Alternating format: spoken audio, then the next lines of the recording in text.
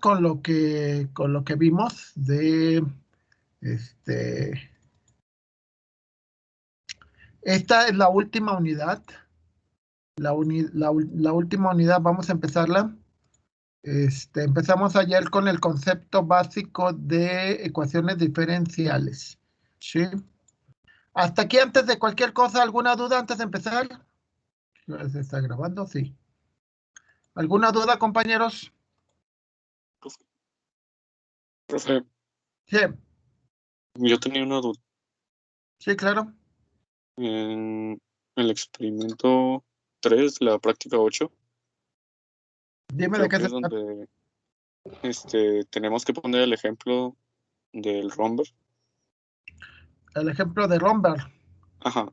Por ejemplo, si no me sale el error de 0, Ah, ok, no hay problema. Igual puede ser de que la función que diste no se aproxima, o sea, es una función rara, ¿no? Que te hay una curva medio. No sé si recuerdan que en un experimento que hice con el programa dependiente, le cambié algo y me dio una curva muy rara y no te daba un error de cero. O sea, puede ser que no te dé un error de cero, ¿eh? Eso sí es válido. Pero en teoría debería de darte errores más pequeños que si usas nada más los puros, o sea, el método normalito. ¿Sí me explico? O sea, que sí, profe. puede ser de que no te dé cero, pero la idea es de que estés consciente que puede ser que te dé valores más, ¿cómo se llama? Más cercanos. Recuerden dos conceptos que se supone que vimos en la primera unidad, que son los conceptos de el precisión y exactitud. Precisión, que tiene más decimales. Exactitud, que tiene exactitud que tiene un menor error. ¿Sale? Por eso es importante pensar en las cosas, porque lo que queremos es que las cosas sean más exactas.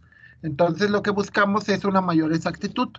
En Romberg lo que se busca es mayor exactitud, o sea, tener al momento de que mezclas diferentes soluciones, pues deberías de asumir o de estimar que tu error es menor, ¿sí? O sea, dices, a ver, no sé si algunos de ustedes, yo sí lo hago. Ya ven que estamos ya a punto de entrar a diciembre en una semana. El próximo miércoles ya empieza diciembre. Y tú empiezas con los buenos deseos, ¿no?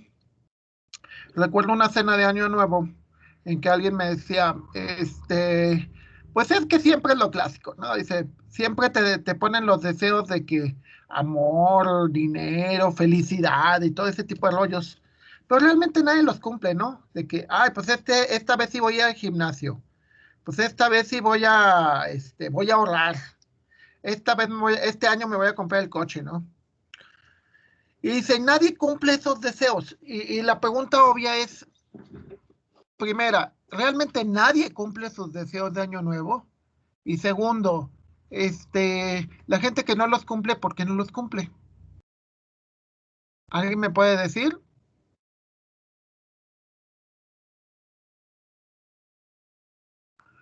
La primera, ¿ustedes creen que nadie cumple sus deseos de año nuevo? Sí, sus deseos, o como le quieran llamar, ¿no? Sus planes. ¿Creen que nadie los cumple? Sí. Debe haber alguna persona que sí los cumpla, ¿no? Sí, yo sí los cumplo. De hecho, en los últimos 20 años solamente un año no lo cumplí. El único deseo de año nuevo que no cumplí fue terminar mi doctorado en ese año. O sea, sí lo cumplí un año después. O sea, yo esperaba terminar en 2006 y terminé en 2007. ¿Ok?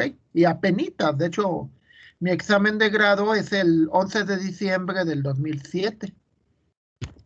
Y por un pelito tampoco lo cumplo el siguiente. Pero no, normalmente cumplo, por ejemplo, este año o sea, mi deseo, y yo tengo que cumplirlo, es terminar de pagar mi camioneta. Ese era mi deseo. Y por ejemplo, el de hace un año era terminar de pagar la mitad de la camioneta. Y el de hace 2 años era comprarme una camioneta, que fue en 2019. Y el del anterior fue, y así, o sea, Lo que pasa es que ahora la pregunta, ¿por qué creen que la gente no cumple sus deseos?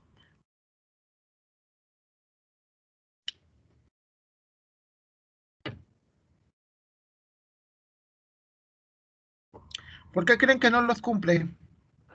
Puede ser porque siempre se ponen una meta. Se puede decir que por no cumplir anteriores deseos, entre comillas, vamos a suponer, volvamos con el ejemplo del gimnasio.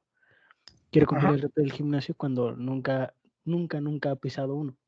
Exacto. Entonces, como usted dice, debes de tener retos y, así como usted lo plantea, retos que tú mismo puedas cumplir poco a poco, aumentando la dificultad.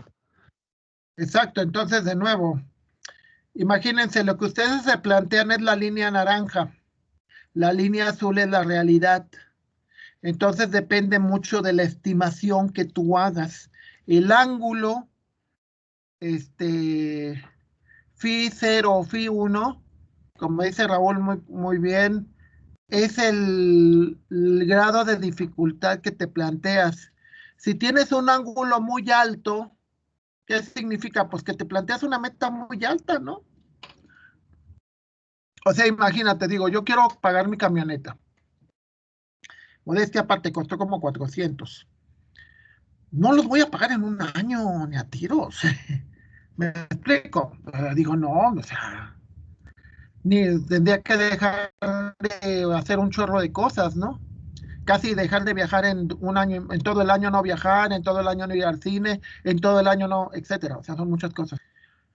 Entonces dices, no, pues sabes qué, ni para qué me lo planteo. Mejor lo planteo a 2 años o 3 años, lo cual es más factible. De hecho, es lo que hago normalmente.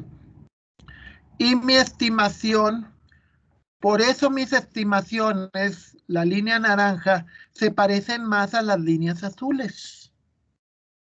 Si se fijan, y bueno, eso es lo interesante, el método numérico no sirve nada más para cuando ya estén trabajando, cuando ya sean el ingeniero. No, no, no. Sirve para todo. Son heurísticas, es decir, estrategias.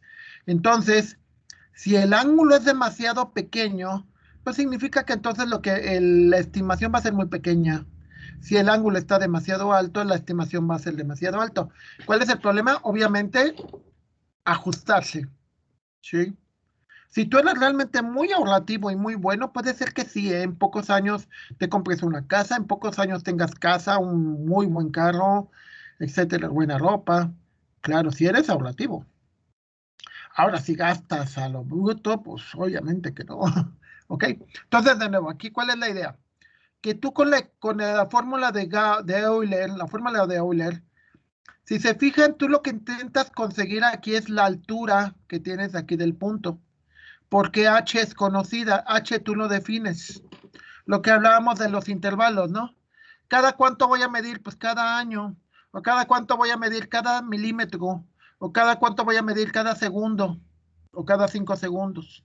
Entonces H es fijo, tú lo conoces. Ahora, ¿cuánto es la altura? Es lo que hay que estimar. ¿Sí? Una estimación es una predicción. Yo estimo que en 6 años me voy a jubilar.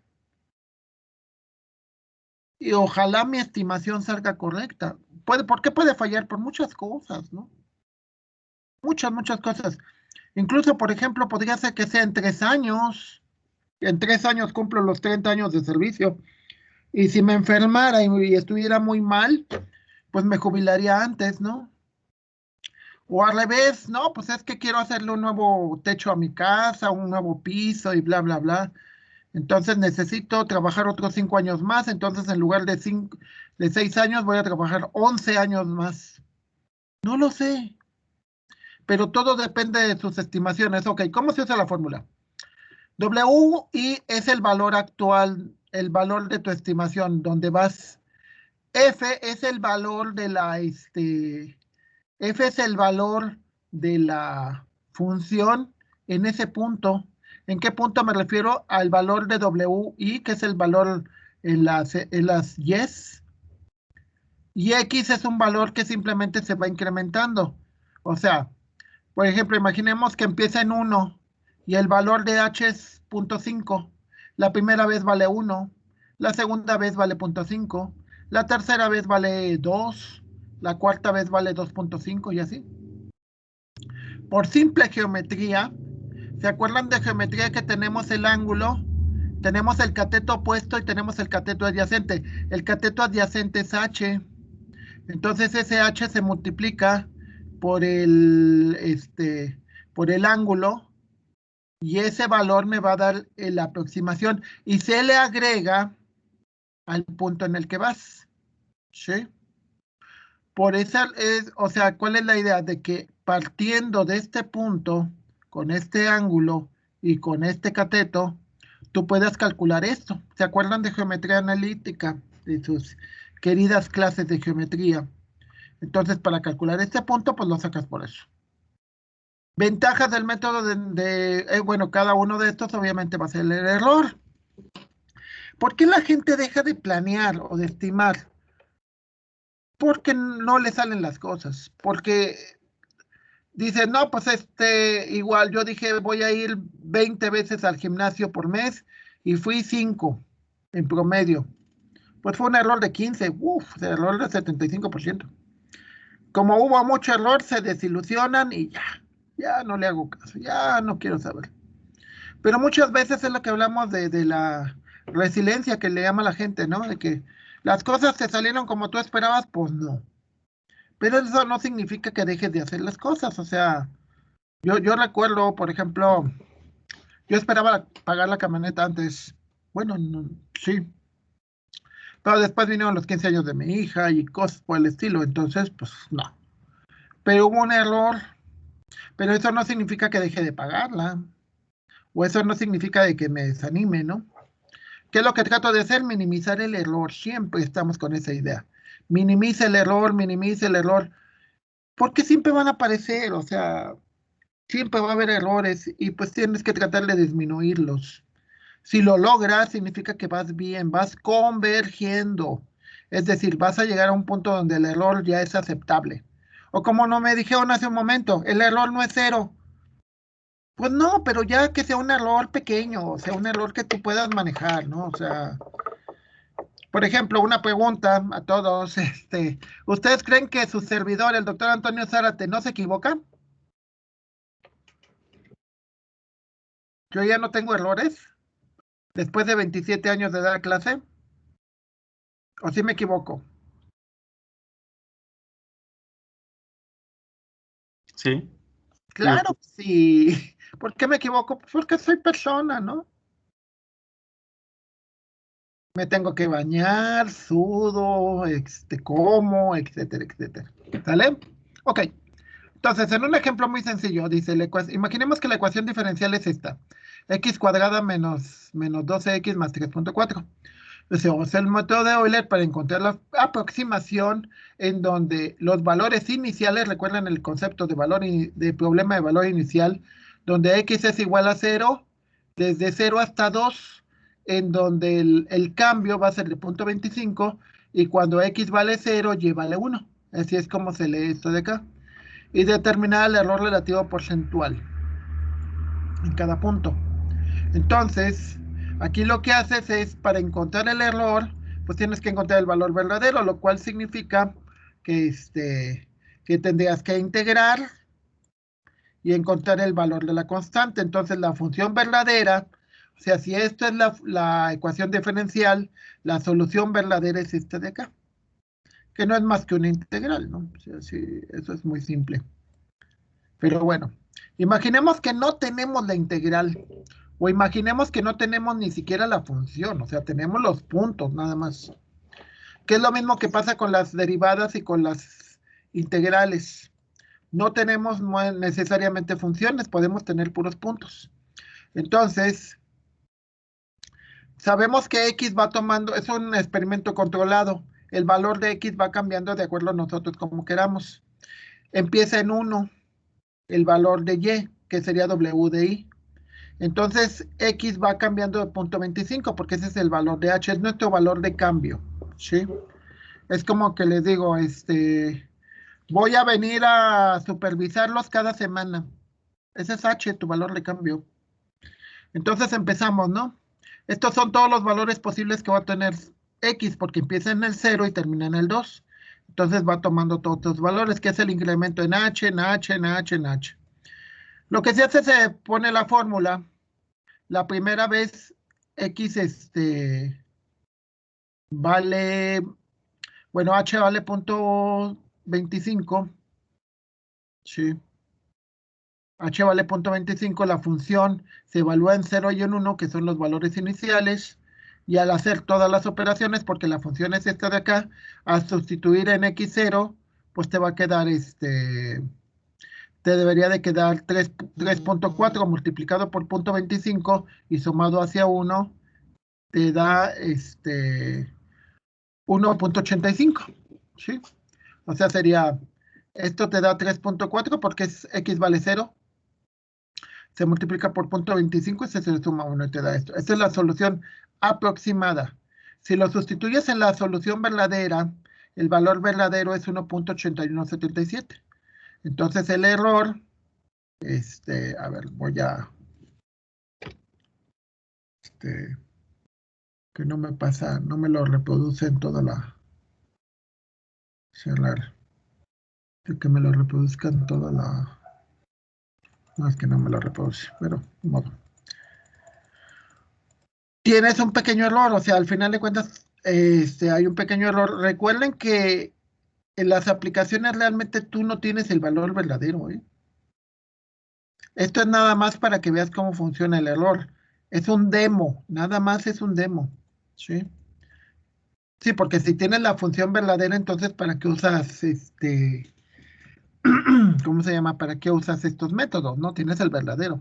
Entonces la aproximación es 1.85. Y el valor verdadero es 1.89, es decir, tiene un error de 0. Aquí es la sustitución y el error en el primer punto es de bueno, se ven las soluciones aproximadas.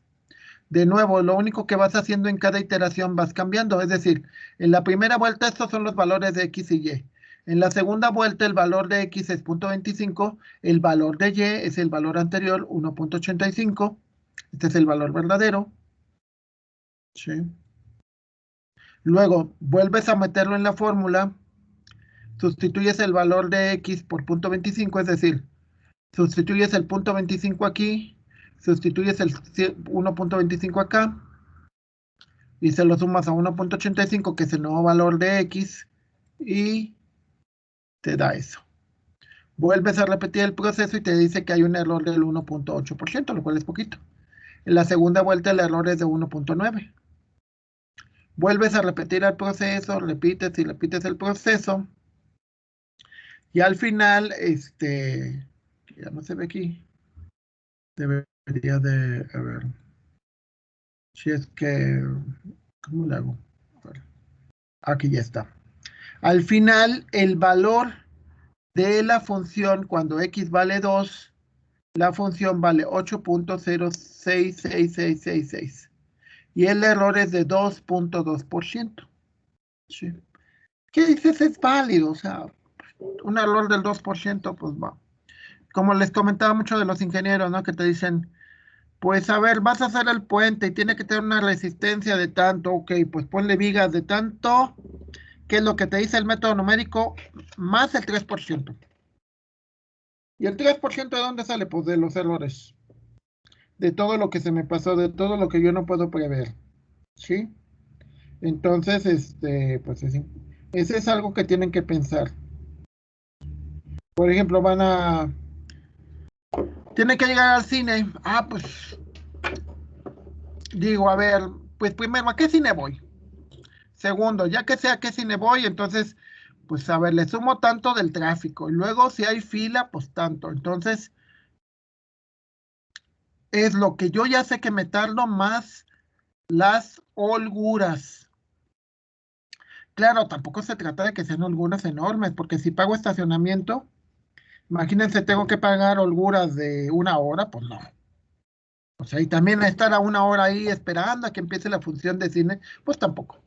Entonces trato de tener un espacio lo suficientemente bueno. Ahora, estas, ¿cómo funcionan en el manual? En el manual, ya en las últimas prácticas, la práctica 11, nosotros vamos a tener el método de Euler. Sí. Como se fijan, el método de Euler es algo muy sencillo, es esto. Simplemente es el valor, lo voy a hacer más grande. Es el valor anterior más el valor de la función por el valor de h. H es este de aquí, bueno, es D4, que es este. Este es el valor de h. Entonces aquí en lo verde le pones la función. Entonces aquí te dice el valor inicial de x, el valor inicial de y, y dice de 0 a 2, ¿cuánto es el valor que va a tener la x, no? Entonces te dice que el valor es 7.875. A ver, vamos a jugar un poco con el ejemplo que les di ahorita y vamos a ver qué te da realmente eso. Bueno, te puede hacer pequeñas variaciones. Recuerden que por la exactitud de la calculadora de quien hizo el problema, ¿eh? O sea, las decimales no necesariamente son iguales, ¿eh? Entonces, ok, la función es x cuadrada menos 1.2x más 3.4. X cuadrada menos 1.2 más 3.4. Ok. Entonces, fin de la presentación. Aquí tendría que ponerle x cuadrada, que en este caso el valor de x es este. Bueno, es el del anterior, entonces sería x cuadrada, que sería esto, menos ¿era 1.2? A ver si se me fue el avión. Creo que sí. Era 1.2. Este es el ejemplo del que se viene aquí. Déjenme ver si lo puse bien. Para que veamos los cálculos hechos obviamente con Excel. Sí, es 1.2. Ok. Entonces, por ejemplo, aquí te dice que el resultado era, al hacer las operaciones es 1.85, que es la solución aproximada. Y aquí nosotros vemos que es 1.85. Y luego después empieza a ser acumulativa, acumulativa, acumulativa. Y al final te dice que la solución que encuentras con Excel es 7.88. ¿Sí? Creo que en el libro, digo, no en el libro, sino en el ejemplo, al final no te da 7.88. Te da otro valor muy parecido. Lo que pasa es que aquí, por las variaciones en las decimales y demás, pueden ser por lo que el que hizo esta presentación que utilizó, si utilizó computadora o utilizó otras cosas, ¿no? Entonces, si vemos Ay, sonso. Ya. Si vemos la tabla, te dice aquí que el valor de y es 8.066. Ah, no. La solución aproximada es 7.8875. ¿Sí? Recuerda contra lo que tenemos aquí, 7.8875. De hecho, podemos ver más decimales, ¿no? Le puedes decir que te agregue decimales y no, sí es exacto, 7.8875. Entonces, este es el valor de la función. Esto es el valor de la función y cómo lo vas metiendo al método. Aquí lo que tendrías que hacer es aumentarlo o recortarlo de acuerdo a tus necesidades. Por ejemplo, si va de 0 a 2 con un h de 0.25, necesita este espacio. Si fuera, por ejemplo, de 0 a 1, el valor de la aproximación sería este. Si fuera, por ejemplo, si aquí fuera 2.5, ¿sí?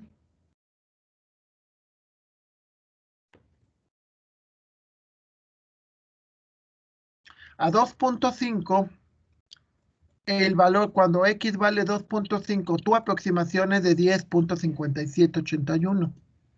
¿Sí?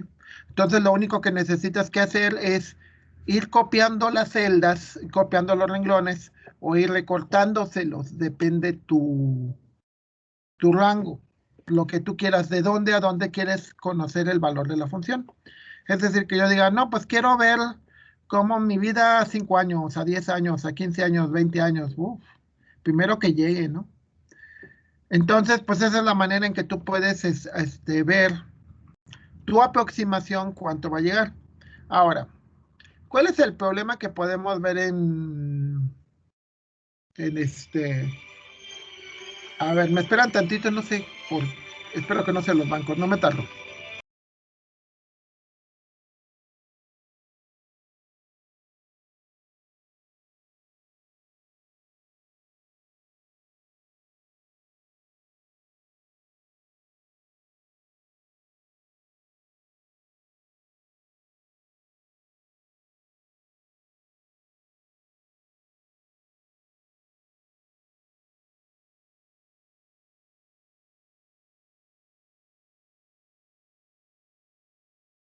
Una disculpa, bancos. Pero bueno, latosos. Ok, entonces, ¿cuál es el problema de que dices, pues ya tenemos Euler, vámonos, nos quedamos con él? Pues no, ocurre lo que ocurre con todos los métodos numéricos. ¿Qué ocurre con todos los métodos numéricos? De que, pues hay un error, o sea, no son exactos. Mis estimaciones, por decir el caso de hoy,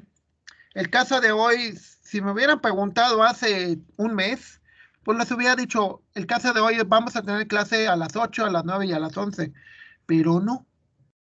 O sea, como tuve que ir con el médico, pues entonces, porque tengo problemas de oído, ¿eh? Entonces tuve que ir con el médico y pues me cambió el asunto.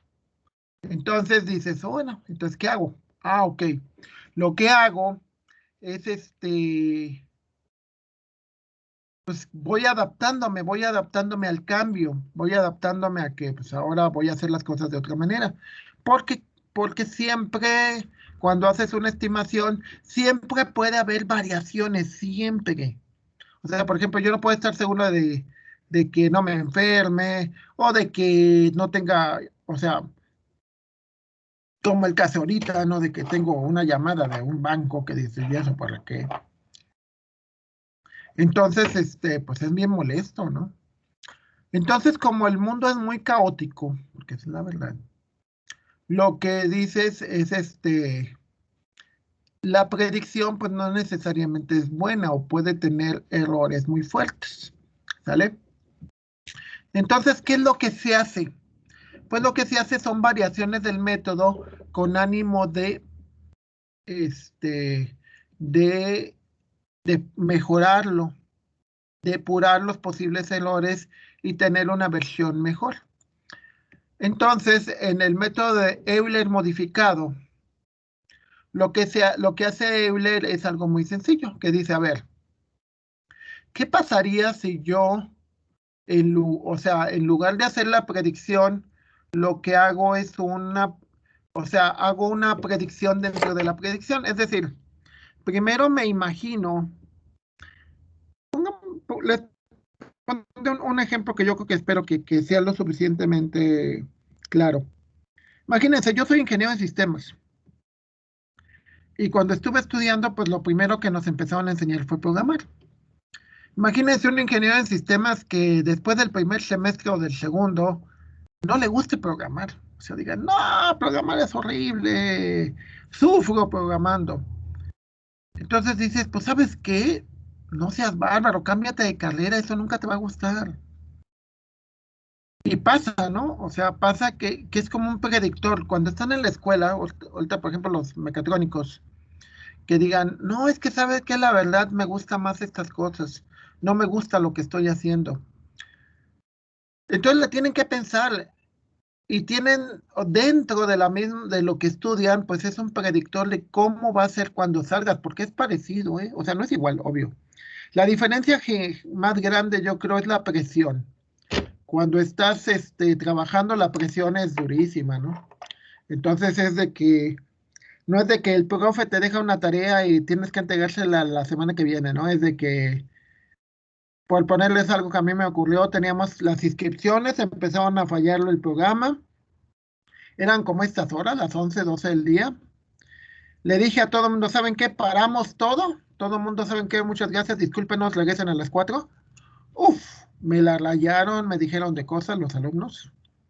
A las 12 me tuve que poner a programar como loco, les tuve que pedir que me trajeran una torta porque estaba pegado a la computadora y a las 4 ya estaba solucionado y teníamos que trabajar. Entonces yo creo que esa es la diferencia más fuerte, ¿no? De que muchas cosas son así.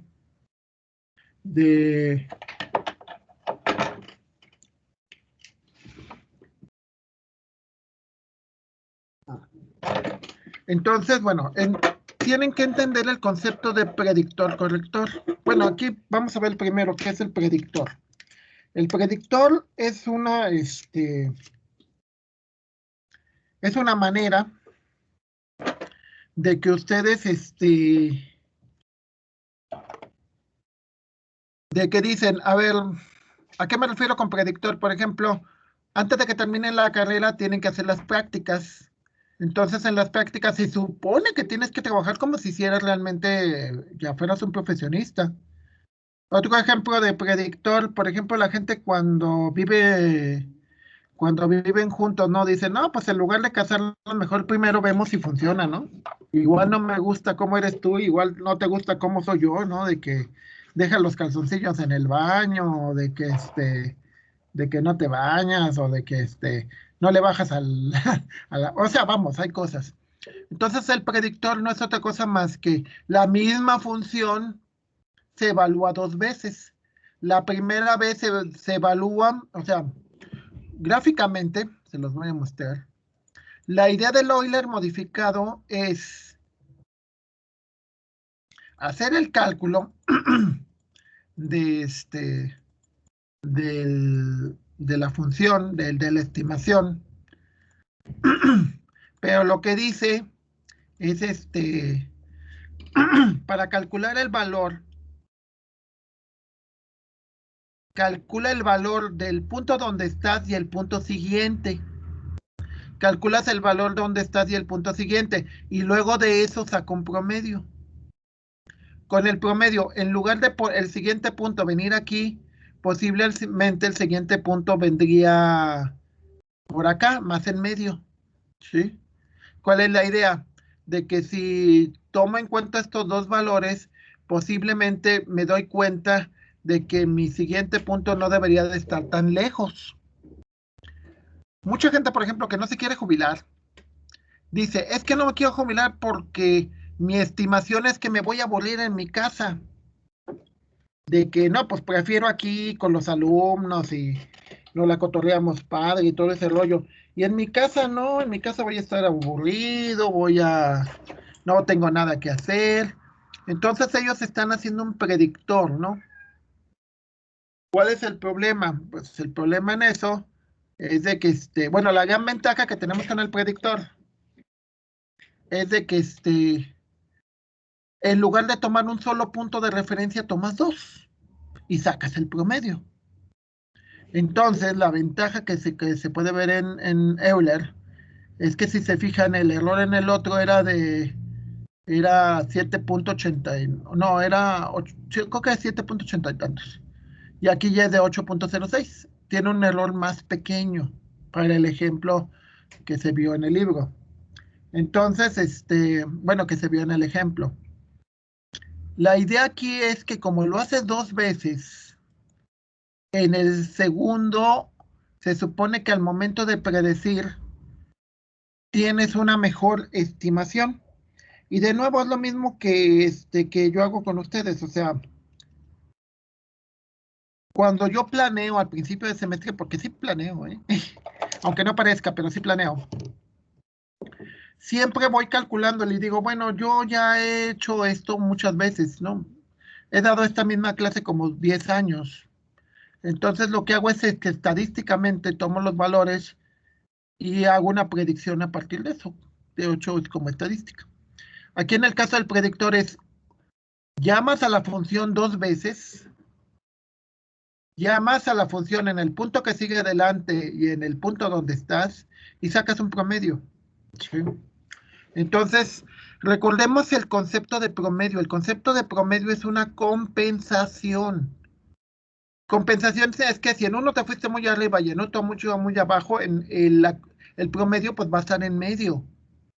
Si en uno sacaste 10 y en otro sacaste 50, pues vas a sacar 75 de promedio. ¿Sí? Entonces, hoy le han modificado, lo que intenta es eso, que en lugar de que te vayas equivocando cada vez más con el predictor tengas algún tipo de compensación, ¿sí? Y es lo que a mí me pasa también mucho, o sea, cuando yo hago mis estimaciones de cuánto dinero, qué puedo pagar o qué compromiso puedo hacer, o sea, por ejemplo, me tengo que pagar los aparatos para los oídos y luego el tecnológico se supone que después de cierto tiempo me lo regresa. Pero es un gasto fuerte. Entonces yo tengo que estimar cuánto dinero voy a gastarme y cuánto lo voy a recuperar. Entonces tengo que hacer estimaciones y esa estimación tengo que hacer un predictor de, a ver, ¿cuánto dinero, cuánto me va a tardar el tecnológico? Puede ser 6 meses, 3 meses, un año. Entonces, en base a eso, tu estimación debería de ser más cercana. Euler modificado tiene esa ventaja. Euler modificado, al mezclar dos valores, o sea, por ejemplo, este y este valor, los mezcla y en lugar de irte hasta acá, pues te podrías ir más cercano a este punto, ¿no? Podría ser aquí abajo o aquí. Entonces te acercas más hacia el punto verdadero. Recordemos, los puntos verdaderos son los puntos en negro, los puntos sobre la línea azul, sobre la curva azul. Los puntos de aproximación son los puntos rojos. Es como ustedes que digan, pues yo esperaba sacarme un 90 en esta materia y en realidad llevo un 85. Ok, ¿cuál fue el error? ¿Por qué fue el error? Pues yo pensaba que estaba más fácil y es mucho rollo. O al revés, saqué un 95, en lugar de sacar 90, saqué 95. ¡Wow! También es un error, ¿eh? Y que digas, bueno, ¿por qué fue el error? Ah, pues porque estaba más fácil de lo que esperaba. ¿Sale? Pero bueno, de nuevo, eso es lo que hace Euler modificado. En Euler modificado tienen que copiar 2 veces la función, porque es la función normal y la función con los valores de la predicción. ¿Sí? Los valores de la predicción, como les digo, es un promedio en realidad. Y eso es importante porque en mi caso, cuando fui estudiante, que hacíamos sistemitas y programitas así muy simples, pues te vas dando cuenta qué tanto te gusta y qué tanto vas a aguantar, ¿eh? Porque no es fácil. O sea, tomen en cuenta, por ejemplo, en el caso de los que van a la zona industrial, de que el ambiente de trabajo es pesado, ganan bien, eso que ni duda.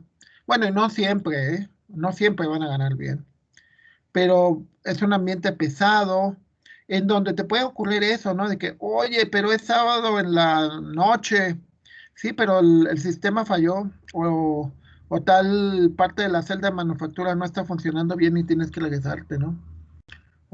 Y entonces, ¿a qué va? Ah, pues a esto, ¿no? Que tienes que ser un predictor de cómo vas a funcionar. El Y predictor se calcula en base al predictor, o sea, en realidad lo que haces es, calculas el valor siguiente, luego con ese valor siguiente y la X siguiente, calculas el nuevo valor, y a partir de ese 3.4 y 3.165, generas una estimación, donde sumas los dos valores y luego lo divides entre dos, que es un promedio. ¿Sí? La estimación en este caso, lo interesante es de que al compensar una cosa con la otra, te da un valor más cercano a la realidad. Sí, sí, por eso es muy... Ahora, el siguiente método, que nada más se los voy a mencionar porque prácticamente lo vamos a ver mañana. Bueno, lo vamos a ver mañana todavía. Aquí el detalle en Euler modificado obviamente tienes un error más pequeño. Sí. Recuerden que siempre, que de hecho muchas veces cuando ustedes, cuando usen, ¿cómo se llama? Métodos numéricos y usen un paquete que utiliza métodos numéricos, la versión que está usando el paquete no es la misma que yo se las programa en los C, no es la misma de los libros. ¿Por qué razón? Porque pues hay que tomar en cuenta que muchas veces los libros agarraron una versión del algoritmo, no sé, de 1960, y en los años 80 hubo alguien que lo mejoró. Entonces siempre van mejorando estas cosas, ¿no? Pues supone. Ahora, el último método, que de hecho es el último método del curso, pero también tiene muchas variantes, es lo que es el método de Runge-Kutta. El método de Runge-Kutta lo podemos entender como lo siguiente, y que es algo muy interesante. Yo tengo la función, recordemos lo que estábamos viendo en diferencias divididas. En diferencias divididas, cuando nosotros tratábamos de calcular el valor de la pendiente, que es el problema aquí, el valor del ángulo con el cual tengo que hacer mi siguiente aproximación, pues me basa de diferentes puntos, ¿sí? Entonces, esos puntos que usa Runge-Kutta son el valor de la función en el punto que quieres evaluar, donde estás, el valor siguiente a la mitad del intervalo multiplicado por el valor inicial, el valor de esto también a la mitad, pero de la aproximación anterior, y el valor de esto, y todo esto, todas estimaciones se suman y se saca un promedio. En pocas palabras lo podemos ver así, es como que tomas en cuenta varias opiniones y sacas un promedio, ¿sí? O sea, y cada opinión no es otra cosa más que una aproximación, es un punto desde el cual se ve la pendiente. Entonces, si lo ves de diferentes puntos y luego a partir de eso sacas un promedio, la idea sería que tu aproximación sería más cercana, más certera, más exacta, ¿sí? Lo cual es válido, o sea, por ejemplo, hay mucha gente que sí pide mucho, ¿cómo se llama? Consejos, ¿no? O, por ejemplo, ahorita que traen, bueno, ahorita ya no, pero en 2018 y en 2024 va a ser mucho de política. Entonces van a ver desde gente que adora al presidente hasta gente que lo aborrece, ¿no? Entonces, ¿qué es lo que intentas hacer? Lo que intentas hacer es tratar de tener un punto medio, es decir, ver de todo y a partir de eso sacar un promedio y decir, bueno, de todo eso, ¿cuál es la realidad? O cuál es lo más cierto, ¿no? Yo les digo mucho a la gente, digo, pues es muy fácil, ponte a ver lo que pasa en la vida real, ¿no? O sea, que te digan, todo vamos muy bien. Oye, pero me costó más cara el azúcar. Vamos muy bien, pero me costó más cara la gasolina. Vamos muy... Ok, entonces no vamos bien, obvio. Y entonces lo interesante aquí son las aproximaciones. Cuando nada más usas dos aproximaciones, entonces se dice que tienes un método de Runge-Kutta de orden 2, porque nada más tienes dos opiniones, dos aproximaciones. Cuando tienes 3, pues es un Runge-Kutta de orden 3. Cuando tienes 4, como el de aquí, tienes 3 puntos en la función que te dan la referencia de del verdadero valor de la pendiente. Ahorita que se me vino a la mente y que creo que es una buena manera, yo cuando me veo al espejo y me veo de frente, digo, no, pues no me veo tan mal, no estoy tan gordito. Pero si me veo de lado, digo, no, sí, la pera es bien evidente, ¿no? ¿Qué es lo mismo aquí? F es un punto de donde ves la pendiente. F de X de Y más 1 sobre 2H, WI más un medio de K1H es otra manera de ver la pendiente. Gráficamente lo podemos ver como ¿cómo se llama? Como lo que veíamos en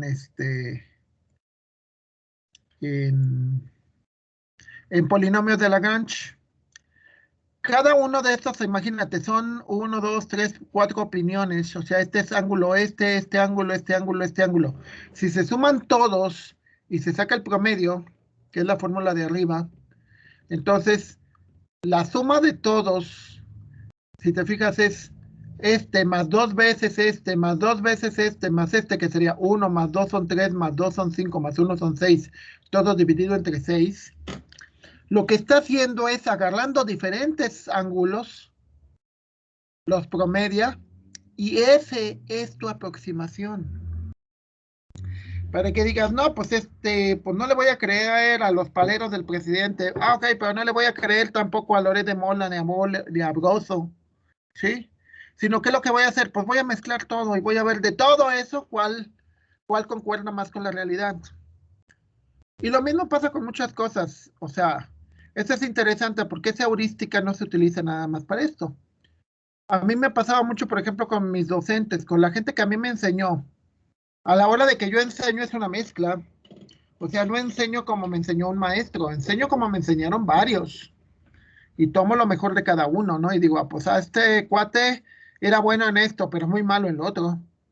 Y este era muy malo en lo otro, pero muy bueno en esto. ¿Sí? O sea, por ejemplo, a mi asesor de tesis no me gustaba cómo daba clases. Me aburría, me dormía. Pero, por ejemplo, como asesor de tesis era buenísimo, buenísimo. O sea, yo duré 10 años casi con él cuando fue la maestría y luego el doctorado. Entonces, o sea, estoy muy contento en una cosa, pero en la otra no. Entonces, aquí es lo interesante. Cada uno de estos factores de Runge, K1, K2, K3 es un ángulo diferente, es una opinión diferente. Entonces, lo que haces es los mezclas todos y a partir de la mezcla de todos y el promedio, sacas tu ángulo, que es el que te va a decir la nueva aproximación. ¿Sí? Y es lo mismo, es como cuando a veces le preguntas a la gente, oye, ¿qué opinas de esto? Y le preguntas a uno y a otro y otro y dices, y haces tu misma opinión, más bien tu opinión es la mezcla de todos, ¿no? Incluyendo obviamente la tuya, ¿no? Porque puedes decir, no, pues es que sabes que, pues, como que eso no es cierto. ¿Ok? Pues muy interesante porque vamos a tener métodos de no ejecuta de grado 3, grado 2, grado 4, grado 6. ¿Cuál es la idea? Que entre más le pongas, tengas una mejor aproximación. ¿Ok? Entonces, detengo la grabación.